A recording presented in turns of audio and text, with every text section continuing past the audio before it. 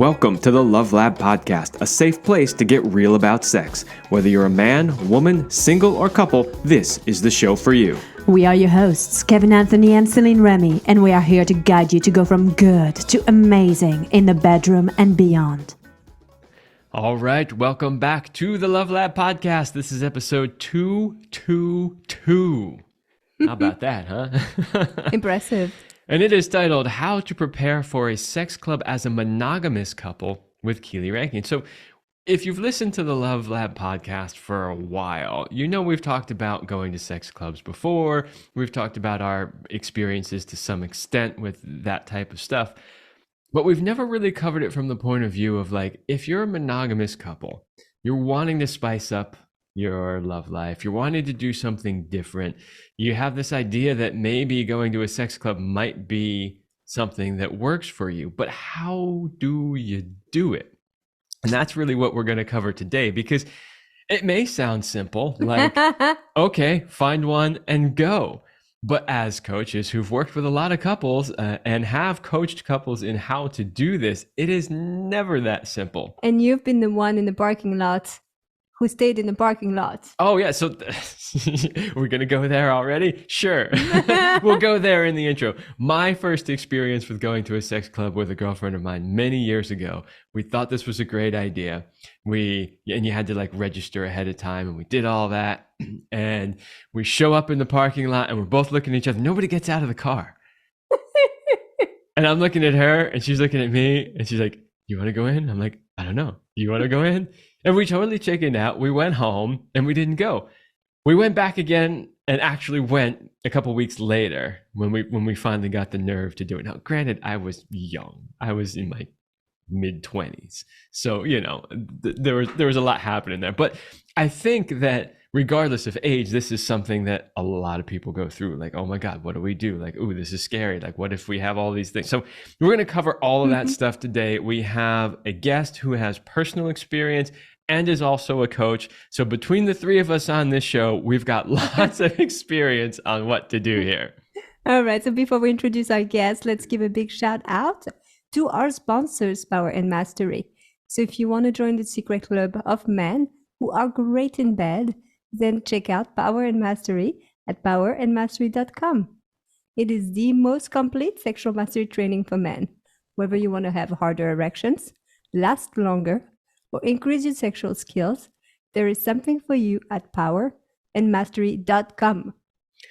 All right, so our guest today is Keeley Rankin. Keeley is a sex and relationship coach in private practice. She works with individuals and couples, as well as trains coaches and has online courses. She's been featured in Huffington Post, Oprah Magazine, and Elite Daily. So welcome. Keeley. Yay! It's so wonderful to be here. I'm really excited to chat about this topic with you guys.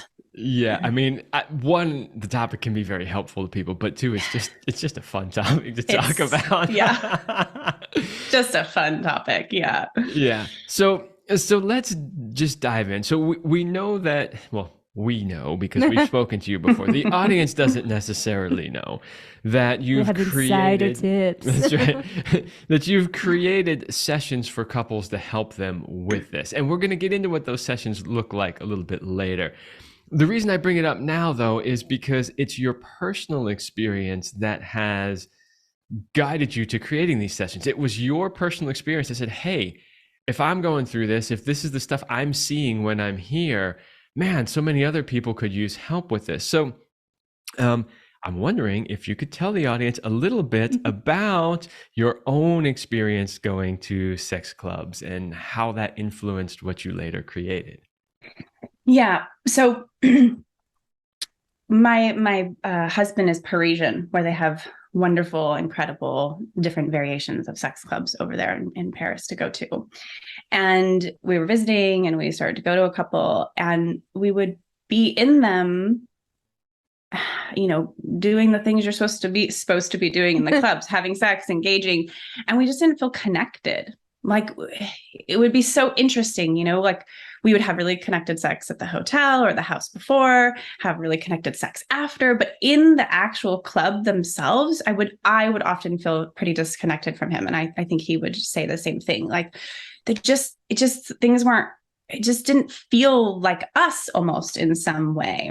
And I remember I was on a flight home on the airplane, and I was just started to think about like, wow, if with all of my education and training and coaching skills and having done this so often, and him, all of his knowledge and our deep erotic connection feel disconnected in this erotic space, I'm like, this must be a landmine for other couples. And so I started to think like, what would be really helpful? Like, what is it that we need that I could imagine other people might need? And I'm like, oh, we need lots of ritual. We need lots of intention setting around what we're planning on doing when we're there, lots of deep communication.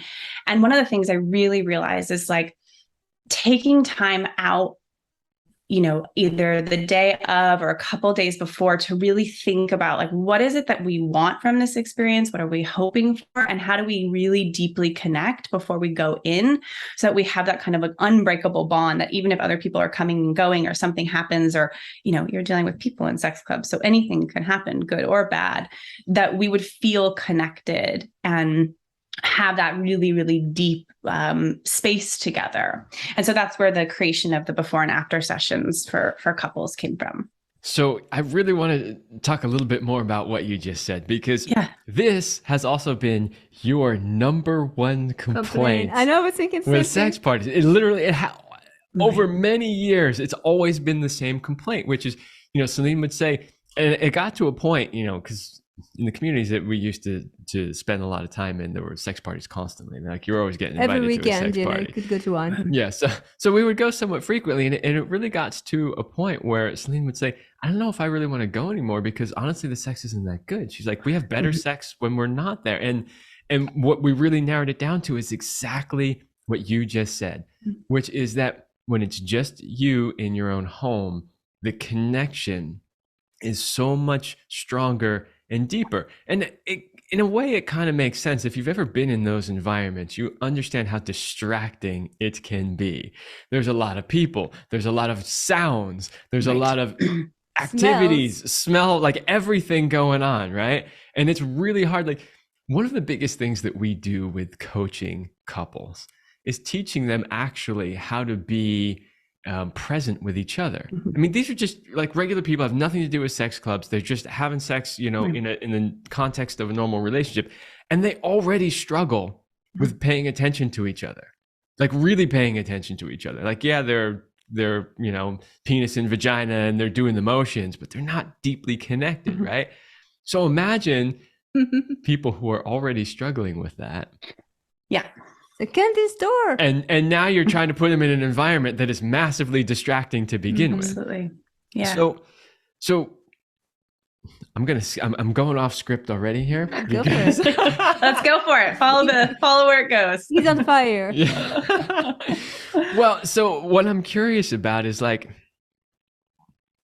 how do you get somebody to be connected in that environment? Because like I said, there's all this crazy stuff going on, and of course, inevitably there's going to be, there's a full range of what people look like, right? So I'm not going to tell you that everybody in a sex club is this amazing body like that you can't help but stare at. There's everything from, ooh, I'd rather not see that again, to, oh my God, supermodel, right? And everything in between, as it should be. But inevitably there's going to be things that you're like, whoa, like you want to see that. So all of a sudden your attention is going to want to go there. How do you help couples stay engaged with each other in that environment and connected? I think one of the really important things is to, especially if this is a new experience for a couple, is to take the pressure off that the first time is going to be this amazing experience and that they're going to feel deeply connected. I think it's really important to set the intention of like, we don't actually know what your experience is going to be like. That's what we're here to find out. And my hope is that we can set up enough of a container and a conversation where whatever the experience is, they have the tools to get through it, and then make a conscious decision around, that was fun, we should try it again. Or, wow, that really doesn't work for our couple. It was too triggering, or we just didn't like it. And I think, unfortunately, what happens is a lot of people go in thinking it's going to be this like mind-blowing experience. They're just going to watch supermodels fuck, and it's going to be great. And there's going to be a big orgy, and they'll be included in it, which, often You not the may or may case. not be the case, you know? And can we really step back from all of the pressure that they're putting on themselves around going there so that they can just feel into the energy of the experience? So I think getting to the place of being deeply connected with your partner in the candy store environment of all of this stuff going on, I think it really takes time. And so letting people know, like, your first time is your first time. You don't know what you don't know, and you don't know what your body's never experienced. And every club is really different, and every night is really different. So it's like, how can we set the container so that when you go, you can be prepared for what's going on and then be able to talk about it after and make decisions? So really it comes down to knowing your why. Why would a couple want to do that? Why some of the couple that are working with you want to do it? You know, I think of it a little less than the why and the more about, like, what are you curious about?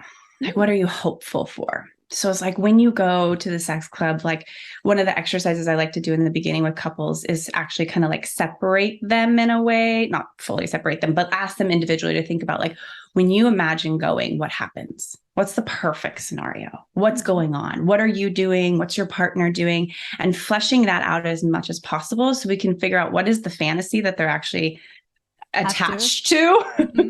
And then we can see if we can guide that into what potential more of a reality scenario is going to look like. You know, I think a lot of people are just, you know, most of the clients that come and work with me in Paris in these before and after sessions, you know, they've been together for a long time. They have a pretty good relationship, you know, the normal ups and downs of a couple, but they really want to have this experience together. They've always talked about it. Normally one person's a little more curious than the other, but they're both like, we're open and we're curious and we're scared. So, which I think is a normal place to be. First time trying something new and exciting. But I think it's this adventure feeling of doing something a little risky, a little naughty, and really fun together is oftentimes what a lot of people are looking for. You know, I want to come back to something that you said a moment ago about the fact that you don't know what kind of experience you're going to have. In other words, especially on the guy's side, because, you know, it's not always the case, but it's often the case that the guy is driving, let's go to the sex club. That's not always true, but it's frequently true. And I think a lot of times the guys have this fantasy in their minds about what it's going to be like. And yeah, I'm going to end up having sex with 5 women and 3 of them are going to be supermodels and one's going to be my partner, you know, and it's like they expect that it's going to be this amazing thing. And we're going to be so much closer after this because of this experience. And the reality, of course, as you well know, is that could happen. And the complete opposite of that is just as likely to happen as that is. And so I think that's just an important point for people who are listening. If you're thinking about it, is you got to separate the fantasy from the reality. And I love your approach of, okay, whoa. Let's move away from the fantasy and let's talk about the reality of what your experience could be and how we can make your experience closer to what you want it to be than what you don't want it to be. So I'm going to just ask a silly question, but pretend I don't know anything. What is required of a couple when they go to a sex club? Do they have to do anything? I love that you're asking that, because I think one of the major, kind of pieces that keeps couples from imagining trying this is that they feel like they've got to do something when they're in there. They have to have sex. They have to take their clothes off. They have to be erotic. Someone's going to come up to them. They have to say yes to that person. And I think what's really, really important, and it's often very empowering for people, is that you don't have, it's the same as a normal club. People are just, there's in France in general, where I explore this mostly with people, there's sex clubs and there's sex saunas. So yes, in a sex sauna, most likely everyone is going to be nude, except in the areas where they're supposed to have robes or towels on, but you will be nude. It would be sort of expected you would be nude. But also you're doing sauna-like things, steam rooms, that type of stuff. In a sex club though, I mean, it is like a club. Like it's a dance club, there's a bar, there's areas where you're allowed to take clothes off if you would like to. And there's never any pressure to engage in any behavior whatsoever. And if you're ever feeling pressure or you feel like your no is not respected at any point, you do need to tell someone in the club that's there for security, because that person should be escorted out. And I think that's a really, really important part for couples too. Like, going to a sex club could look like literally just going there, walking in, having a drink at the bar, not even going to the place where people are taking their clothes off. Like that's okay too. Or staying in the parking lot, like your experience, Kevin. Like, I mean, technically I didn't get into the sex club, but that's still a part of the experience, that excitement, that thrill, the unknown of what will happen. And I would say, more often than not, my experience with people is like, especially the couples that I've worked with, they're not having sex with anybody else at the sex club. Like they're really not, mostly they are open to it, but they normally don't meet anybody that they want to have sex with. And they end up being intimate with each other, not always intercourse, but just like play and touch and things like that. So I think really taking that pressure off, like you're going to go to a sex club, someone's going to force you to have sex with them. You're not going to be able to say no, or there's going to be this incredible pressure. If that happens, that's something you definitely want to let security know, because that should never happen. That needs to never happen. So I have a interesting question, which is like, so I have been to more formal like sex clubs, like it's like a club, it's like a business, but the majority of the times that you and I have been to sex parties, it's been like a small community, much more informal. And the interesting thing about that is one thing I will credit them with is that they were really, really good at setting expectations in the beginning. So everybody, there's, maybe there's 20, 30, maybe 50 people or whatever. And there's always an expectation set that, okay, you don't have to do anything you don't want to do. Yeah. Being a voyeur is perfectly fine. You don't have to have sex in any, like they would state all of that up front, which kind of made people feel like, oh, okay. And I'm just curious from your perspective, in the more, traditional clubs, like, are those parts of the culture really said out loud? Like, do people just have to figure that out on their own, like through trial and error, and go, oh, you mean I can actually just stay here and watch? Or is that part of the culture? So every club will have their rules listed, which look very similar to what you're speaking to. And like the sex saunas too, like they'll have a list that they'll ask you to read over before you enter. What's true is that when you're dealing with the general public, it will sometimes, which is different than like meeting a bunch of friends who know other people who've invited them to a private party. It's like you are dealing with potentially bad actors. And so you do have to have a little bit more of like, making sure you know what you want and what you don't want. And, I think that's one of the things that's important to work with a professional around, is like making sure you have your no. Mm-hmm. I feel like I can tell this story because this person will probably never listen to this podcast, but I was with a friend in a sex club in San Francisco, which, the US doesn't have that great of sex clubs. I think sometimes like Americans go to them and they feel a little seedy or a little gross or just not as sexy as the ones in Europe. So if you're one of those people who's gone to the American sex clubs and you're like, I feel very sexy, like, yeah, I'm right there with you. It doesn't feel sexy to me either. But it was in one in San Francisco, and a friend was there, and there was a woman who came over to us, and she thought we were together, and she's like, I really want to, kiss your friend here. And I knew he didn't have a strong no.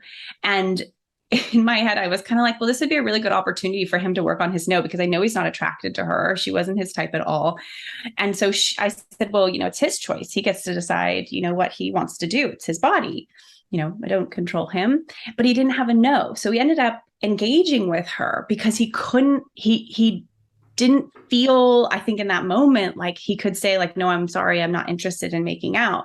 And I think that's that's a little tricky because I'm a sex coach. So I was like, you should have your no, right? But like, he was fine at the end of the day. But I think it's a really important piece of like, when you're going into these experiences, do you feel connected to what you're okay with? And in those moments, do you feel like you can say what you need to say?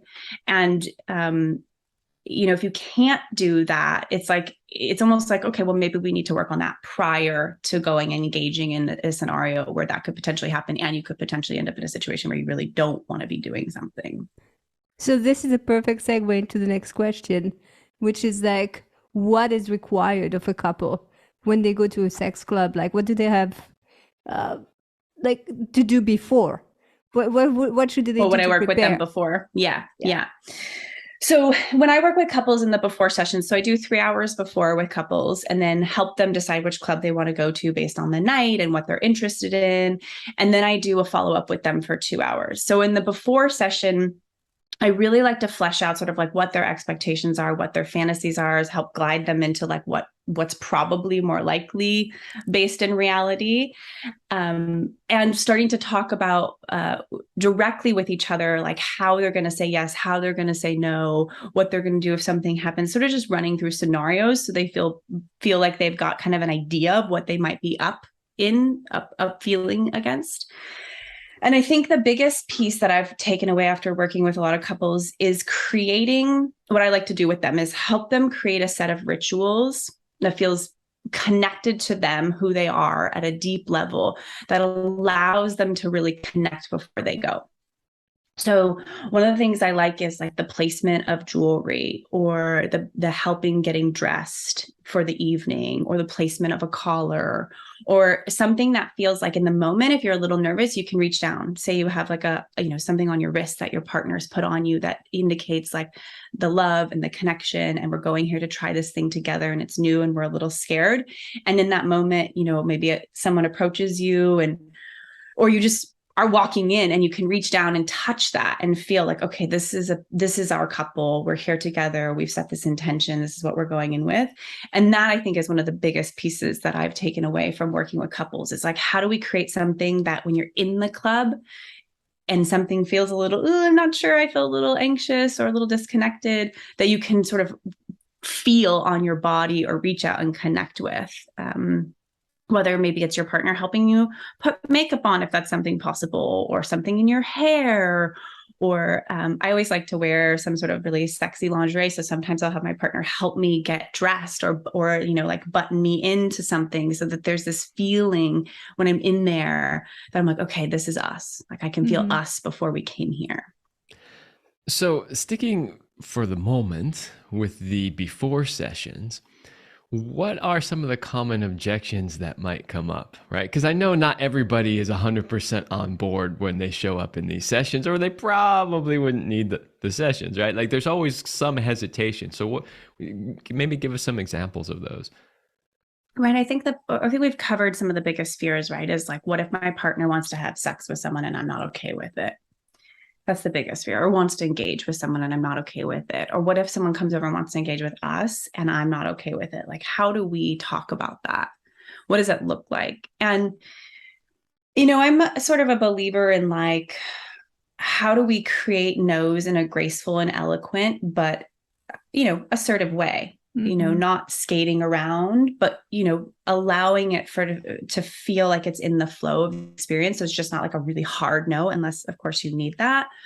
So, having sort of conversations around, what do we do?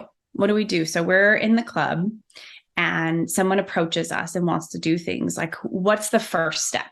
Like, how do we know the other person's a go? We're using green, yellow, red. Like, what are the words that we want to use? What feels good for us? What feels clear for us? And again, it's really dependent on each couple and where they're at and how much they've explored this type of stuff. And just sort of working through that process of like helping them see those different pieces of like what they're going to do. Yeah.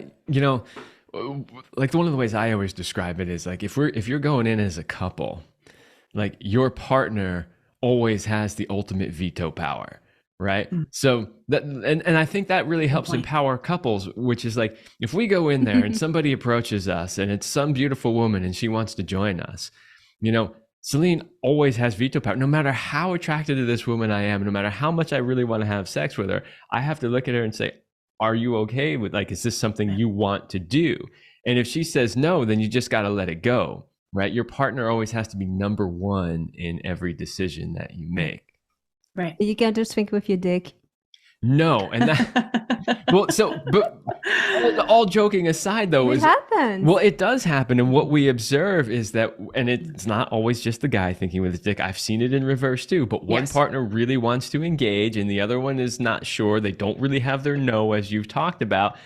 And then you see the person who really wants to do it starting to get sort of coercive, like, Right. oh, come on, it's Manipulative. just this one time, or just like, Yeah. just for a little bit, or this, we'll only do this, right? And they start trying to convince the other person. And that is not a place you want to be We've in. seen it where somebody called the partner to change the agreements in the middle of They the went party. to a sex party without their partner. They had agreements before they went. And in the middle, they literally called them on the phone. Worst idea ever. Yeah, because they met somebody and they wanted to change it at that moment.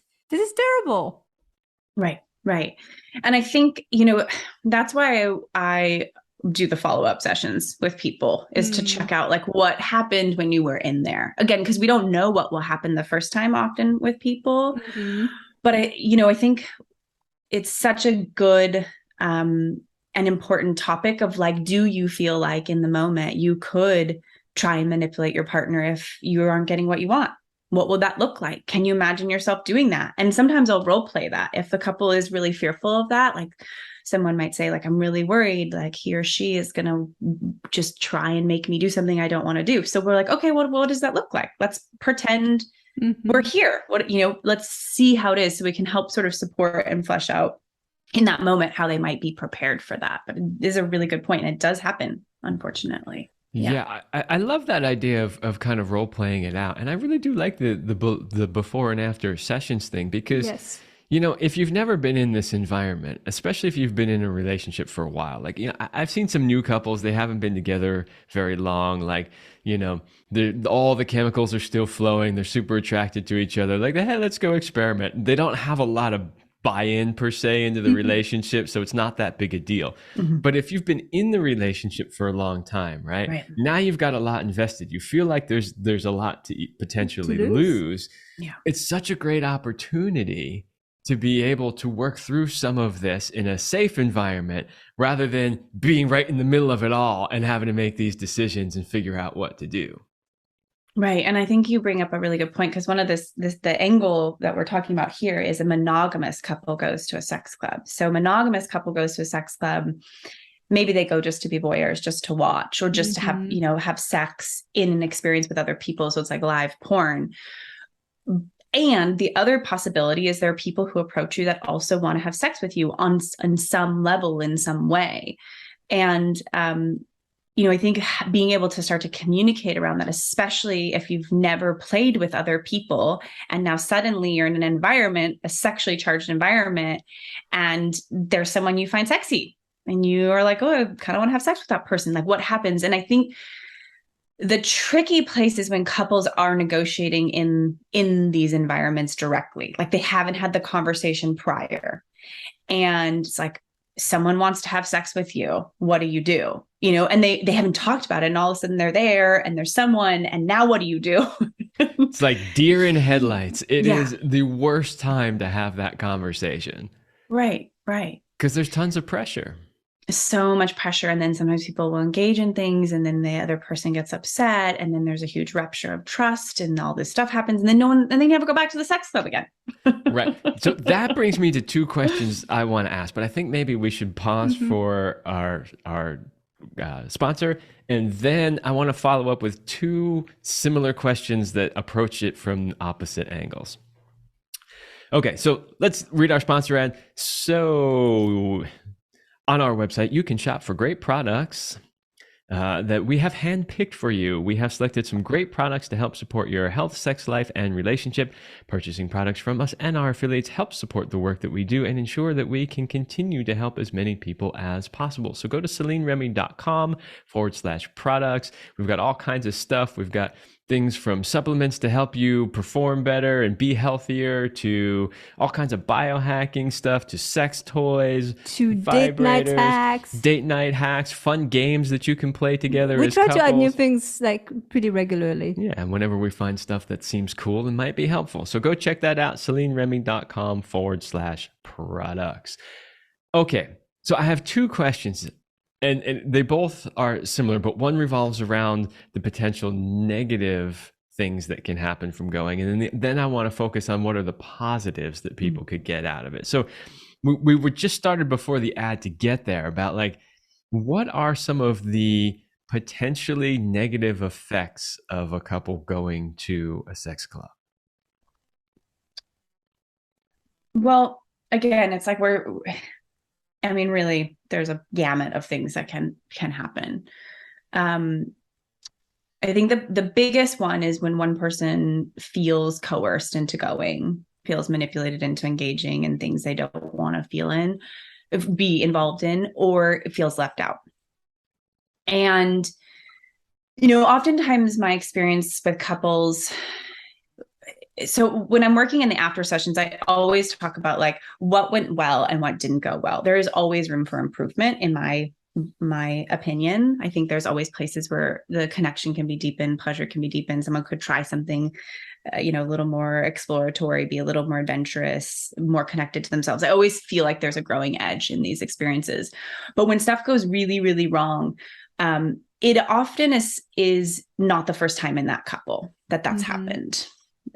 It's just a hyper environment where it's sort of illuminating an already existing wound. So and magnifying. That's probably a better word. It's magnifying something that was already existing.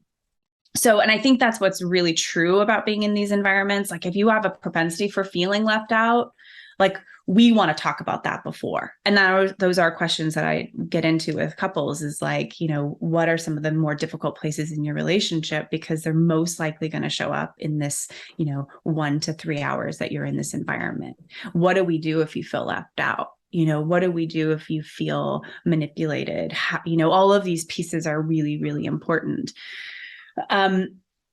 Do couples break up from going to a sex club? I don't know. I don't think so. I think that's maybe a little, I don't know what the word is, like hyperbole. Is that the right word? Hyperbolic. Yeah. But people can get their feelings really hurt. There can be a lot of ows. There can be a lot of places for anger, a lot of places potentially for jealousy, if you have a propensity for jealousy. And,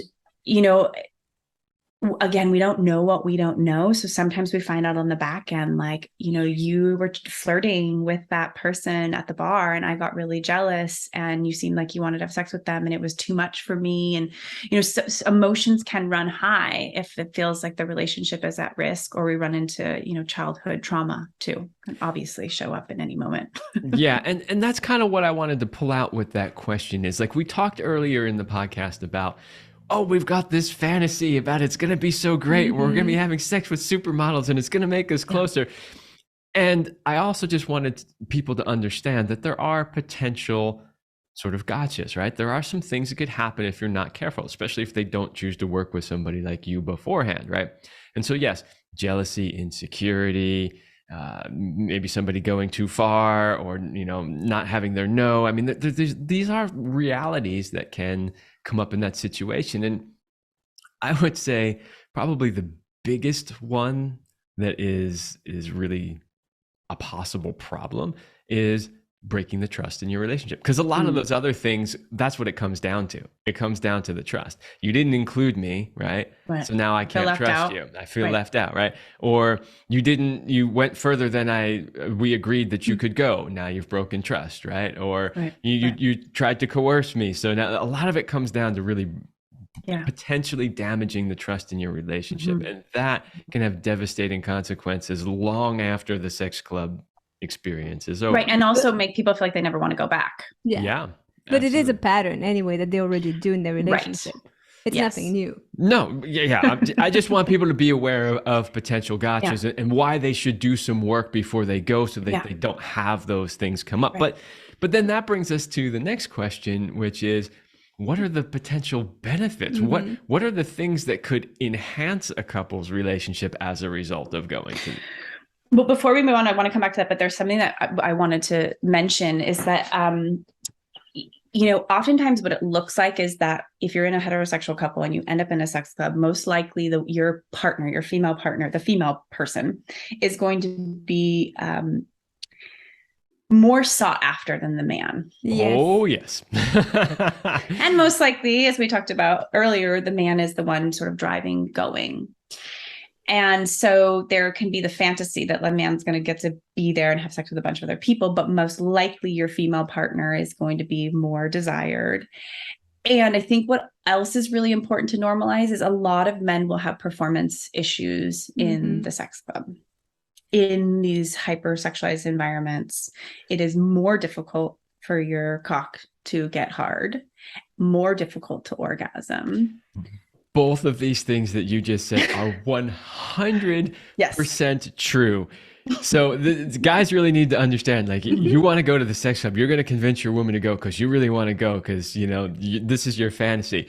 Right. Realize when you get there, she's going to have practically every guy in the place wanting to have sex with her, and very few women will be approaching you.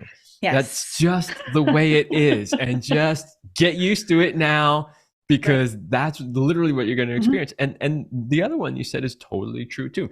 Yeah. I am fortunate enough that I have never had this problem. For whatever reason, I can perform very well. Because you're an exhibitionist. Maybe. Yeah. Kinky turn on to be there. Yeah. Yeah, it is. Totally, I admit it. So I've never had that problem, but I have witnessed many other people, and I've had close friends who, outside of that environment, are like rock solid, make love for hours, and then they get in that environment and the pressure and the stress literally affects them to the point where they can't get an erection. Yeah. One of my favorite stories to tell with this is I was at the Desire Resort, the swingers resort down in Mexico years and years ago. And I had gone with a partner who was connected with a bunch of other people.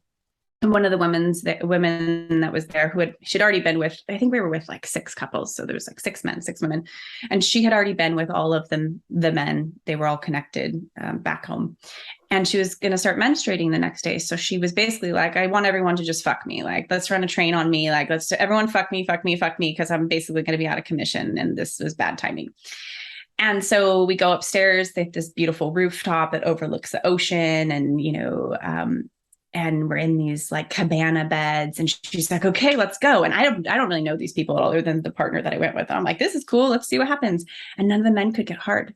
None of them. Wow. None of them. None That of them. is surprising. 6 of them. So her girlfriend, who was with one of the men, just put a strap on and fucked her, because she was like, someone's got to fuck me here. Like, come on, guys. that poor woman. She's got 6 cocks and none of them will rise to the occasion. None of them. And I remember That's so sad. I was just like, wow, this is really interesting. Like, the pressure of, like, it was the first night, everyone had just traveled there. They had all actually knew each other. She'd had sex with all of them, but just the environment and the pressure, and, she was wanting this thing and it was built up. And I think that's the same thing that happens in the sex club sometimes for men around performance, is like, there's all of this pressure. We're going to get there. We're going to fuck. I'm going to fuck other people. I'm going to have this great big orgasm. And that may or may not be the case. If you are an extreme exhibitionist, you may be really turned on and have no problem. And other things could happen too. So I think it's an important piece to mention. Well, let's just say it's jet lag. Yeah, we'll blame another jet lag. But it is an important point to bring up, because men need to know that this is normal and this occurs frequently. We have a common friend. You may not know this about him, because I think he pretty much had it solved by the time, you and I were together and around. But he, for years, would show up to sex parties and could never get an erection. And it took him several years of really working on that. And I remember I was there the first time he was able to actually get an erection and have sex at a sex party. He was like the happiest guy ever. Aww. Because it took him years to get over that fear. So Right. It's a real one to talk about. It's like, our bodies are not light switches. Our fantasies live in our heads, but these experiences are happening in real life. And, what does that look like? So do you ever work on the couple kind of like separately? Because I can see things where she may want a different experience than he may want. Of course. And as a couple, you might be like, okay, tonight is all about you. Right? I mean, or maybe we compromise. Like, how do you ever do that? Or like how? Most of the couples that I've worked with, we'll go. So when I'm doing these in France, it's like they'll come, they'll meet me, they'll have a vacation, they'll go to a sex club there. And I think the idea of also being off the continent, being US citizens going to another country, there's this like, won't see anybody I know, which is, reassuring for people, because there is this concern of like, well, I see people that I know, what would that be like, so being over there, and then I'll work with couples after just on basic things. But, I would say like the before and after sessions are meant to help people be set up so they don't have to see me every time they go back to a sex club. So they're going to have the skills and the tools that like, if it works for them, they'll be able to take those and go to the next place. But I think that's a really good point of like, what if they go, they have a great time, and what they learn is that they both really want different things? How do we go about helping them get that? Mm-hmm. And I think that would be a piece in the follow-up of like, okay, so you, Céline, really want like 3 men to just come and eat you out, and like you want Kevin to go and find them and bring them to you, and he gets to choose who they are while you lay there. But that's not really his thing, but we do that on Wednesday nights, and then on Friday nights it's I don't know, helping people come up with that, like what works for them, and being able to communicate it, of course. So I do want to come back to at least talking about a few benefits. I don't like to always focus on the negative parts of an experience. That's not negative, what you just mentioned. No. But we covered. I know we covered the potential gotchas. Now I want to talk at least briefly about like if somebody's potentially thinking about going to this, like most likely they're thinking this is going to add to or enhance their relationship in some way. And so maybe if we could just talk briefly about what are some of the ways this could potentially add or enhance to their relationship. Right. I mean, I believe in all the couples that I've worked with, I would say it definitely enhanced and added to their relationship for sure. Even with bumps along the road, I feel like all of them have come away, I would say, feeling like this was an adventure that they went on, and it really helped them understand their partner more. It helped them understand themselves more erotically, and it opened their mind up to totally different potential ideas. I mean, when we're in our own bedroom and we're not out watching other people have sex, like we just don't know what other people are doing. Mm-hmm. Real people. I mean, we can watch porn, but that's, curated for the viewer's enjoyment. Like in a sex club, you're really watching, a guy, a John with a woman that he's paid, or, people just after work that are in a throuple, or a guy not able to get hard. I mean, you really see like what are people's sex lives like. They're bringing them into this room, and obviously most of them are exhibitionists, right? Because they are having sex in public. But you're getting to just see this wonderful adult playful experience that we often don't see because it's happening behind closed doors. So I think one of the most powerful experiences is just that feeling of like, we did this thing together. We took this risk together. Our couple took this risk together, and we came out the other side, and here we are. Like, look at us. Like, wow, we did that thing. And, a lot of couples say like it carries this memory for years to come, like the time that they did this thing together. Yeah. And building trust versus tearing the trust down, which is a part of what could go wrong. Exactly. It can be a deeply bonding experience that actually deepens the trust. Mm-hmm. Plus, I mean, with working with you, they gain communication skills. Right. Yeah. Yeah. For sure. Absolutely. So, I did want to say one thing about, when we were talking about the people saying, what if there's somebody there that I know? So years, decades of going to nude beaches. This is the same worry that people always have about going to a nude beach, in their area. Like, what if I see somebody I know? Then they're there too. Right. Yes. They were at a sex club too. They were at a nude beach also, right? Right. Now, maybe you just deepened that friendship because you'll walk by them in the office and wink. Yeah, that's right. Okay, so we are getting very close to the end of the show, but Bummer. I know, right? Talk about sex parties all day long. But so let's say a couple is thinking about doing this, and but they're not sure how to do it, or what is the first step they can take? What should they do? Should they contact somebody like you? Is there something they should do before that? What is really the first thing they should do to prepare for this experience? I think it's really important to evaluate, in all honesty, what your level of communication is with your partner. Obviously you can make it through this without contacting a professional. I think it's more fun. I think it adds to the deepening of the connection. My goal is just to help people have more fun in these environments and take away some of the fear and normalize it. But, I think it is entirely possible to go and have fun on your own. But I think evaluating where your communication is and if it is strong. If it's not, yes, 100%. Well, if your communication isn't strong in general, you should probably just find a sex coach in general, or a relationship coach or a therapist. But, I think then the next step is to have a conversation around what you're both expecting and hoping, and talking about things. I think the most important conversation that has to happen is like what you imagine you would be okay with and what you imagine you wouldn't be okay with, and how does each person feel about the other person's boundaries, agreements, rules, requests, those pieces. Some couples can do that very well, and others have a really, really hard time with that. So, yeah, I mean, that's fantastic advice. You got to sit down and have the conversations first. Absolutely. And you got to be really honest in these conversations and not hold back. Like, right. Here's what I really want to get out of it. Here's what I'm okay with you doing.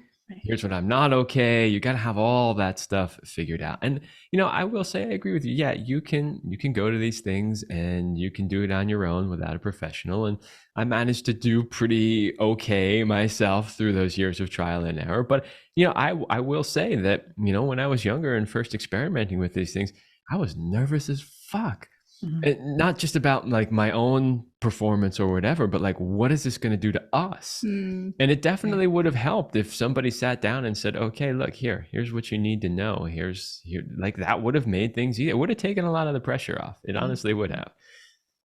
Right. And I think the other piece too here that is so important is, how do we create a ritual for the couple to have that they can take forward every time they want to try something new and exploratory that, has this edge to it. So my other advice would be like, can we find something that would feel good that you guys can do each time before you go to feel connected? Because that's really where this manifested from, was like, here we are going to these sex clubs feeling disconnected. How do we really feel connected? Right. We didn't have any of the issues of like, someone wanted to do something, the other person didn't have a no. There was never breaches of trust. That was the really interesting thing, is like everything was really wonderful per se in terms of communication and everything with my partner. It's just like the sexual connection, our deeper connection wasn't happening. And I think that's the other piece to keep in mind. It's like, even if all these things are in row, even if nothing goes wrong per se, there still can be that feeling of like, how do we really connect there? Yeah. So there's two potential issues. One is like, how do we keep the train on the tracks and not have anything go wrong? Yeah. But then the other is even if we keep the train on the tracks, is this adding to or giving us a better experience, or at least as good as what we would normally have, or not? And we've experienced both. We've been in scenarios where we were like, wow, that was truly amazing. And then we've been in other ones where we're like, nothing went wrong. Technically it was fine. Yet we had sex 2 days ago at home by ourselves and it blew this away, right? And so those are definitely possibilities. Okay.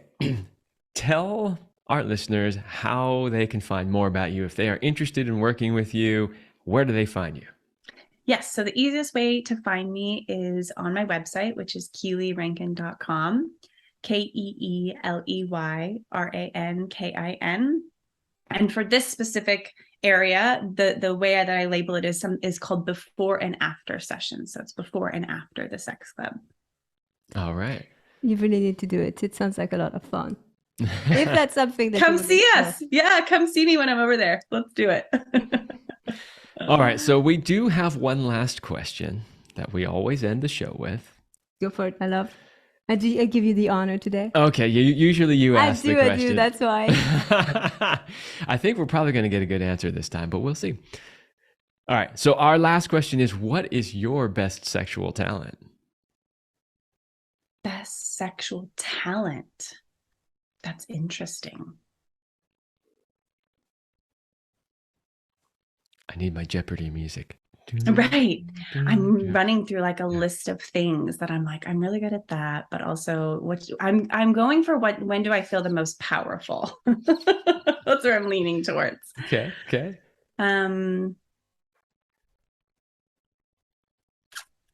This is so interesting. We need to do some more crickets. There we go.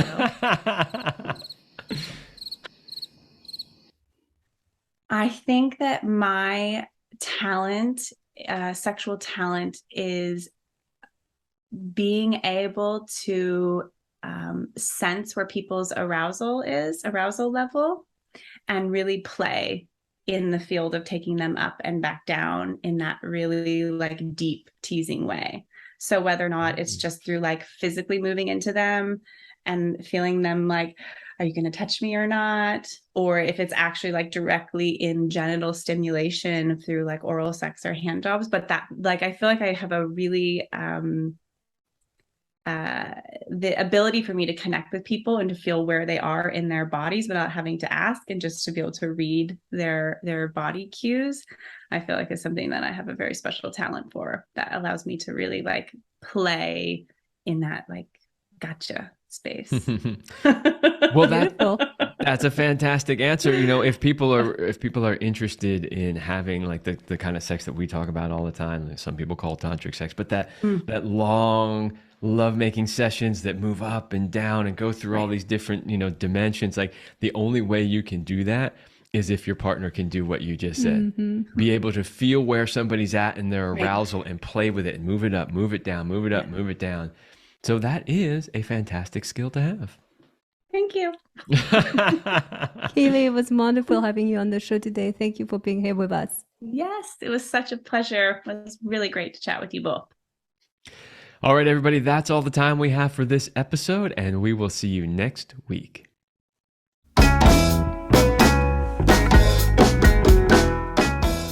We hope you liked this episode of the Love Lab podcast. If you enjoy this show, subscribe, leave us a review, and share it with your friends. And for more free, exclusive content, join us in the Passion Vault at CelineRemy.com/vault. That's CelineRemy.com/vault. Thanks for listening. And remember, you're amazing.